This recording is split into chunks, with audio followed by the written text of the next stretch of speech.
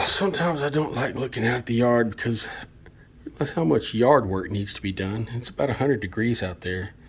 My yard is brown. Haven't been fertilizing or watering anything, and it's dying. But it is Sunday. I'm sitting around the house, and I actually found a load today. So, even when you have your own authority and you're sitting around, I'm always thinking about finding that good load. So I'm also catching up on some YouTube stuff, some sailing videos, some other truckers, and trying to figure out what these fuel prices are going to do because nobody's doing anything about trying to reverse the fuel prices. But let me show you my numbers for last week.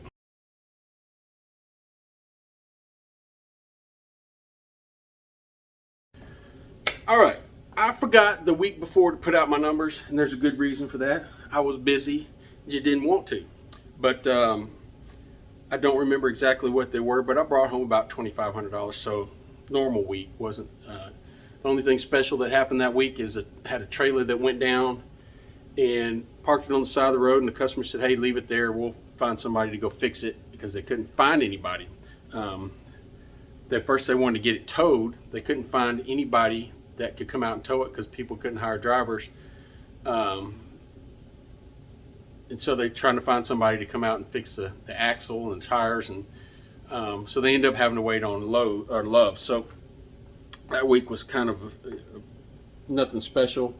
This last week, I've talked about these guys you see on YouTube quite a bit that are always claiming, they make $6, $7, $8 a mile. They always want you to watch their channel and show you how they do it. And some of them are claiming that they're just, if you listen real hard, you might find the truth in what they're saying, or if you watch what they're doing. But you're not waking up in the morning on load boards and finding a load that's paying $2 a mile, and getting on the phone, and with your charm and tenacity, you're talking them up from $2 a mile to $8 a mile. And that's what a lot of these guys make it sound like. They make it sound like it's so easy, and it's not. From experience, I can tell you it's not. Normally that's more work than actually taking a good rate and going. But if you can afford to do that, then that's more power to you. I could probably afford to do that. I could probably afford to sit around the house for a couple of days and find that really, really good load. But to me, that is more stress and more work than actually just finding a good rate and going. It's a lot of work. You're on that load board constantly all day long. A lot of you guys out there know exactly what I'm talking about.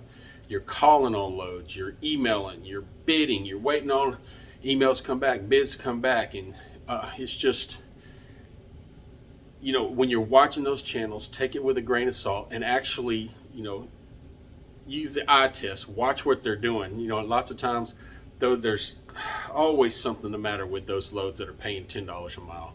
There's always some catch, and they show it on there. They don't say it. They run the big headlines, but just keep that in mind. But that's sort of, occasionally I'll do that, and that's sort of what happened to me this week. So Monday, what I normally do is kind of wait for my normal little runs to come out. If they don't get out there by 8:30, then I know somebody else already has them, and I have to move on to something else. So about 8:30 rolls around, my normal little runs didn't come out, so had to switch up game plans. And that's when I start getting real picky, because if I'm going to leave the house middle of the morning on a Monday, it's got to be a very good load. And normally from my house, I'm deadheading either to Houston or to Dallas, which is 2.5 hours either one, because there's nothing in between, hardly ever. And so 9 rolled around, 9:30, and that's usually what happens if you're searching for those high dollar loads, that you got to be prepared to sit around and wait. And nothing was happening. So I started planning for the next day. Found a load going to Denver, bid back and forth on it for a little while, and I finally got it for about $4 a mile. And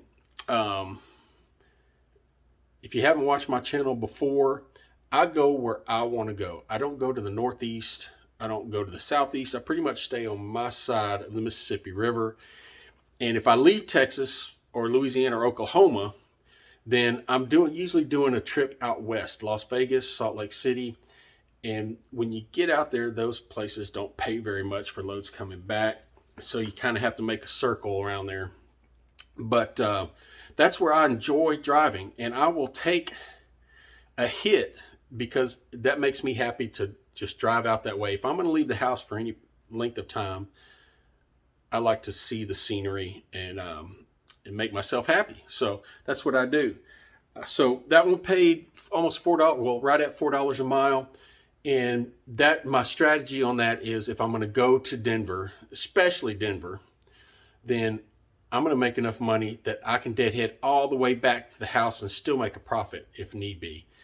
And normally what happens is I go out there. This time it was no different except for the rates were a lot lower. Normally I go out there, I'll be making calls on the way out there trying to find loads, and they're not wanting to pay diddly. This time it was really bad. They were wanting to pay an average about $1.20 a mile for, just an extremely heavy load. And I had a loadout trailer also. I forgot to mention that I needed to get back to point A. So couldn't find anything. I was just laughing at these rates. These people, I don't know who's out there accepting these rates. But man, they're making life difficult for all of us. I'm sure it's a lot to do with the mega carriers and the beer runs out there, and they're them taking them for $1 a mile or $1.15 a mile. It's just ridiculous. But normally what I can do is I can start deadheading toward the house, and within 300 to 500 miles, I'll find a load paying better than any load that was in Denver and get me back to the house. I did that, found a nice little van load, get me straight back to the house, and as happens with a lot of these loads, something went wrong and didn't work out. Sit there for 4 hours and they finally gave me a truck order not used. So my numbers for last week looked pretty bad, but I still made a profit. $4,100 for basically one load. I worked Tuesday through Friday, got home like Friday, I think it was around 2 or 3. I can't remember now. No, it was 4 o'clock, a little after 4. 2,200 miles total. That hurt, especially it comes out to be a little under $2 a mile, but you got to realize over 1,000 of that was deadheading. So I just refuse the cheap freight. I don't, I can make a profit at $1 a mile, but why do that? I've heard a lot of people, have their own theories on setting thresholds for, rates per mile. And some people say it's stupid to deadhead all the way back. You should just get something to pay for your fuel. And to me, that's stupid. I wouldn't. These agents and those companies out there are, in these certain areas, they're getting away with it, and they have for years, and there's no reason for it. And I'm not going to take $1.15 a mile. I can make a profit on it, but why do it? Why let these people continually get over on us? So I'm not going to do it. Hopefully, you guys don't do it. I don't know why other people are doing it. It doesn't make any sense. But having said that, talking about trying to get these golden loads, fuel is at a record high. We've got politicians right now who are doing everything they can to make sure it goes even higher. And we've got really, really low rates. And especially if you've bought equipment over the past couple of years, you're probably struggling. You're probably struggling a lot, and you're having to do a lot of miles that you wouldn't normally do. And I see these trucks all the time. They pass me by and they have the signs on the back. We have the miles. And I always laugh at that when I see that, because basically that means, when you hire on with us and you'll never get home, we'll keep you running.